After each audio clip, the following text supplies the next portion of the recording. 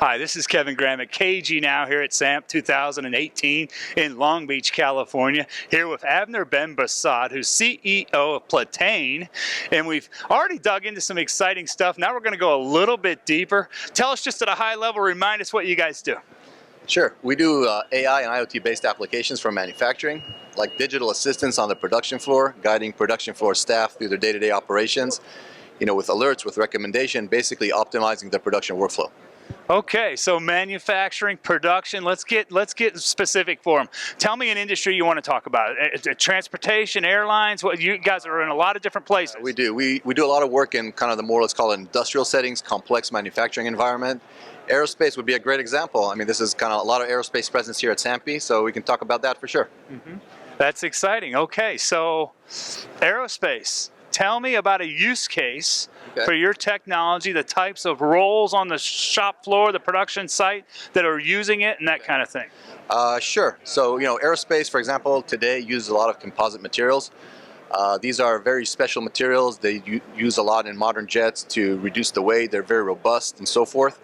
But on the production floor, it's very hard to handle them. They're very sensitive. They're time sensitive. And you need to maintain them in freezer temperatures and use them properly. So our software helps our customers today manage these materials, control the shelf life, but as we collect the data using sensors, using other sources, we're also able to predict alerts. When is this material going to expire? We escalate that to the right people, but what we also do is give them recommendations. So instead of just indicating, for example, that composite material number 1 or number 10 is going to expire, we also tell them when it's time to use it or how to use it best before it does. Excellent. So AI, big buzzword, right? It means lots of things to lots of people. Artificial intelligence. Tell us how that integrates with your technology. Okay, so the AI, the artificial intelligence, is really the core of what we do. So a lot of people collect data, and frankly, our customers have a lot of data. But the real question is, what do you do with it? And this is where our AI comes into play. We do that really at 2 levels. The fundamental level, first of all, is alerts, what's commonly referred in, predictive analytics. What's going to happen? Why should we escalate this? Is it good or is it bad? For example, this material is going to expire, or this tool is in the wrong place, or you're about to have a bottleneck. When I give an operator or an executive an alert, they're grateful. It kind of elevates it, through all the mess. But the better thing to do, and this is what we do very well, is take it to the next level. And this is where the AI kicks in at a much higher level of optimization. So instead of just telling someone you have a bottleneck, we tell them how to solve it. Instead of just saying that this tool is out of place, we tell them where it's supposed to be. In order to do that, of course, we need to collect a lot of data. The data comes from different sources, from systems, from people, from sensors. That's the IoT part. Right. And then we put it all together in one kind of algorithmic framework and present it to the users. Of course, all that complexity is under the hood. The users at the end of the day get a simple recommendation or a simple alert that's actionable. That's very important. And so predictive, but almost prescriptive, right? Beyond predictive to prescriptive. And you mentioned data sources. Can you comment about that? Because, gosh, a lot of the technology I've placed from data and analytics experiences, disparate data sources, knowledge workers, how do you access that with security level protocols, and all sorts of nuance there. But just give us a taste of how your technology integrates with a variety of data sources. Great. So I would say the data sources are in 3 main categories. One are the current systems, like the ERP or PLM systems. They give us a lot about the plan, what needs to happen. But we need to tie it in with what's really happening now. So that gives the sensors or machine-driven data, but also operator input, with tablets or wearables or whatever else. By the way, part of our interesting partnership with Google as well on Google Glass and so forth. But the data then is brought together, and you're right.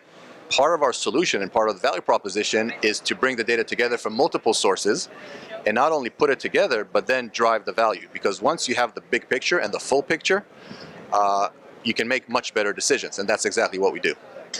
Interesting, interesting. Now, earlier, I want to bounce back and forth a little bit, but you're talking about digital assistance and kind of prescriptive recommendations, insights, and, I'm a kind of a lay person a lot of times, and I'm thinking, okay, I'm GPS, I'm driving my car, I don't really know how it's working, I got a sense of it, but I really don't care either. What I care about is if the 405's jammed up in Santa Monica and I need to jump on another freeway, it always is. I got to figure, well, hold on, that's a bit insulting here, but he's right. right. He's right. Us in Southern California, we love our spaghetti of freeways. We don't mind driving 80 miles as long as we can do it at 80 miles an hour. So tell us how that works in an analogy of that sort. That's a great example. If you think about a navigation app, it really works well as a digital assistant. That's why we use it. That's why we love it. So for example, this application, what does it do? First of all, it gets a lot of data. It crunches it, and then it raises the alerts. You have a roadblock or a traffic jam on the 405, but it also does something else. Instead of just telling you there's a roadblock and now deal with it, it actually tells you what to do, and it changes the route dynamically. What it also does very well, it shows the right people the right data at the right time. A lot like, you're getting the data about the 405, you're not getting data about a traffic jam in Paris. You don't care. And that's exactly how our applications operate. The right people get the right data, alerts, recommendations at the right time, and they're interacting with it all day. That's how we help them run a more productive operation. That's interesting, because I know from my experience, alerts and notifications, the last thing you want to hear is a lot of noise around false positives and noise that just doesn't matter. Exactly. Let's shift a little bit to cloud, on-premise. How do you deploy your technology? Technology today is deployed on the cloud. In some cases, we do a lot of work with defense companies. We are also able to deploy on-premise. Okay. Cloud has a lot of advantages today, computational power, scale, etc. But of course, there are other concerns with some organizations, and we can certainly do that as well. It's really within our control. It's more of a technical question, but definitely we can go both ways. Good stuff. So yeah, in the regulated industries, you certainly need on-premise. There's a lot of sovereign concerns when it comes to cloud for a lot of folks. But so tell me about adoption. I mean, is it IBM where you got to back up the truck and spend $10, $20 million in order to get started, or is there easier ways to onboard new customers and to go through use case or proof of concepts, things like that? Yeah, it's a great question. I appreciate that. It's totally not the big mega project that you have in mind. We do our deployments in weeks. We just announced one that was completed at a drone manufacturer in 2 weeks, end to end. And the reason we're able to do that so fast comes from, I think, two main sources. One, the maturity of the application. It's highly configurable because every customer is a little different, so we're able to configure it to their business rules and preferences. The solution is packed today with best practices from a lot of our customers. OEMs, tier ones, tier twos. Okay. So when our team goes today, they come not only with this deep knowledge of 100+ sites that we visited, but really with a lot of these parameters and best practices from the industry. Now, on top of that, a lot of people are concerned with the data integration. But there too, we've developed this in a very flexible manner. We're very focused on the data that we need. We're not going to take all the data and figure out what to do with it. Right. It's the other way around. This is the data that we need, 1, 2, 3. We don't need the rest for now. And then we take that, we integrate it quickly, and then we drive the value.